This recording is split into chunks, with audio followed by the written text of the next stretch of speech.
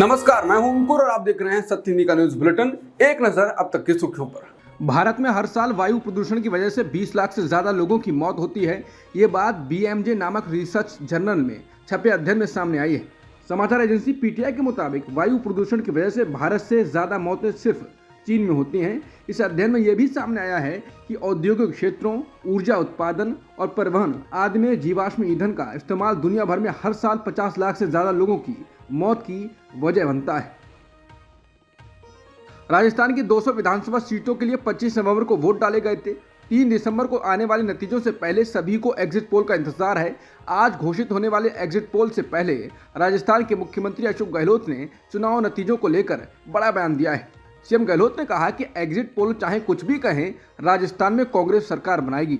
उन्होंने कहा कि बीजेपी 5 राज्यों में से किसी में भी नहीं जीत रही है। लोग राजस्थान में हमारी सरकार दोहराएंगे और इसके 3 कारण हैं। उन्होंने कहा, पहला कारण यह है कि सरकार के खिलाफ कोई सत्ता विरोधी लहर नहीं है, ऐसा तो विशेषज्ञ भी कह रहे हैं। दूसरा है सीएम। बीजेपी के वोटर भी यही कहेंगे कि सीएम ने विकास कार्य करने में कोई कसर नहीं छोड़ी। तीसरा है प्रचार के दौरान प्रधानमंत्री, गृह मंत्री, भाजपा के मुख्यमंत्री और केंद्रीय मंत्री, उनकी भाषा, किसी को भी ये भाषा पसंद नहीं आई। कांग्रेस पार्टी के नेता राहुल गांधी ने गुरुवार को गरीबों के लिए राजस्थान सरकार द्वारा शुरू किए गए स्वास्थ्य कार्यक्रम की तारीफ करते हुए कहा कि अगर उनकी पार्टी साल 2024 का लोकसभा चुनाव जीती तो ऐसे कार्यक्रम पूरे देश में लागू किए जाएंगे। समाचार एजेंसी पीटीआई की रिपोर्ट के अनुसार राहुल गांधी ने यह बयान अपने लोकसभा क्षेत्र वायनाड में एक कार्यक्रम के दौरान दिया। उन्होंने राष्ट्रीय स्तर पर स्वास्थ्य सुविधाओं के पुनर्मूल्यांकन की जरूरत पर जोर देते हुए कहा कि केंद्र सरकार को गरीब लोगों को उनके बुनियादी अधिकार के तौर पर वाजिब कीमतों पर स्वास्थ्य सुविधाएं मुहैया करानी चाहिए। राहुल गांधी ने कहा, मुझे लगता है कि राष्ट्रीय स्तर पर हमें हेल्थ केयर को लेकर हमारे सोचने के तरीके पर पुनर्विचार की जरूरत है और मेरा मानना है कि स्वास्थ्य सुविधाएं खासकर गरीब लोगों के लिए कम कीमतों पर उपलब्ध कराई जा सकें। केंद्र सरकार को इसकी गारंटी देने के बारे में सोचना चाहिए। उत्तरकाशी के सिलक्यारा में सुरंग में फंसे सभी 41 मजदूरों के रेस्क्यू ऑपरेशन को सफलतापूर्वक संपन्न कर लिया गया। इसके बाद सीएम धामी ने हल्द्वानी में रोड शो कर लोगों का अभिवादन किया। इस रोड शो के दौरान सीएम धामी सड़क पर खड़े लोगों के ऊपर पुष्प फेंकते हुए नजर आए। रोड शो का वीडियो सोशल मीडिया पर वायरल हो रहा है। इस पर लोग प्रतिक्रिया दे रहे हैं। सुजाता नाम के ट्विटर यूजर ने कहा है कि जब आप सवाल पूछेंगे कि ये टनल दुर्घटना कैसे हुई, जांच हो, सजा मिले, तो यही बीजेपी कहेगी आप राजनीति कर रहे हो। लेकिन सफलता मिलते ही राजनीति करने लगेंगे और रोड शो करके बेशर्मी से श्रेय ले लेंगे। वर्ल्ड कप फाइनल में अगर भारत जीत जाता तो कैसे रोड शो होता, उसकी छोटी झलक देख लीजिए। इसके अलावा विक्रम नाम का यूजर ने कहा है कि देखिए इनकी बेशर्मी, मजदूरों के साथ रोड शो कर रहे हैं, ये नहीं बताएंगे कि कंपनी ने लापरवाही क्यों की, किसकी मिलीभगत से ऐसे टनल बनाए जा रहे थे। आपदा में अवसर ढूंढना कोई इनसे सीखे। कांग्रेस नेता आलोक शर्मा ने भी कहा है, आपदा में भी अवसर। ऐसे ही कई कांग्रेस नेताओं ने कहा है। छत्तीसगढ़ में एक्सिस माई इंडिया का एग्जिट पोल आ गया है। एग्जिट पोल के मुताबिक भाजपा को 36 से 40 सीटें मिल सकती हैं और कांग्रेस को 40 से 50 सीटें मिलने का अनुमान लगाया गया है। बता दें कि यहां 7 व 17 नवंबर को वोटिंग हुई थी। छत्तीसगढ़ में 90 सीटों पर वोटिंग हुई थी। इसके अलावा इंडिया टीवी सीरेक्स के सर्वे के मुताबिक कांग्रेस को 46 से 56 सीटें हैं, बीजेपी को 30 से 40 सीटें हैं और अन्य को 3 से 5 सीटें मिल सकती हैं। मतलब कांग्रेस की सरकार बन रही है। तेलंगाना में आज वोटिंग हुई है। 3 बजे तक मिले आंकड़ों के अनुसार तेलंगाना में 51.89% मतदान दर्ज किया गया। बता दें, तेलंगाना में बीआरएस और कांग्रेस के बीच कड़ा मुकाबला है। तेलंगाना के नतीजे 3 दिसंबर को आएंगे। हालांकि उस दिन राजस्थान, मध्य प्रदेश, छत्तीसगढ़ और मिजोरम के नतीजे भी आएंगे, जहां 7 नवंबर से 25 नवंबर के बीच मतदान हुआ था। कनाडा और अमेरिका में भारत के खिलाफ खालिस्तानी गतिविधियां चलाने वाले अलगाववादी गुरपतवंत सिंह पन्नू की हत्या की कोशिश में भारत सरकार के कर्मचारी का नाम आया है। पन्नू के पास कनाडा और अमेरिका की दोहरी नागरिकता है। कनाडा में आतंकवादी निज्जर की हत्या के बाद ये दूसरा मामला है जिसे लेकर भारत पर आरोप लगा है। अमेरिकी जस्टिस विभाग ने एक बयान में अमेरिकी नागरिक और सिख अलगाववादी पन्नू की हत्या की नाकाम साजिश का आरोप लगाया है। भारतीय विदेश मंत्रालय ने इसके बाद कहा कि वो अमेरिका से मिले इनपुट की जांच कर रहा है। इस घटनाक्रम के बाद कनाडा के प्रधानमंत्री जस्टिन ट्रूडो ने भी अपने आरोप दोहराए हैं। एक अमेरिकी अटॉर्नी ने भारतीय नागरिक निखिल गुप्ता के खिलाफ इस मामले में कॉन्ट्रैक्टर किलर का आरोप लगाते हुए हत्या की साजिश का केस दाखिल किया है।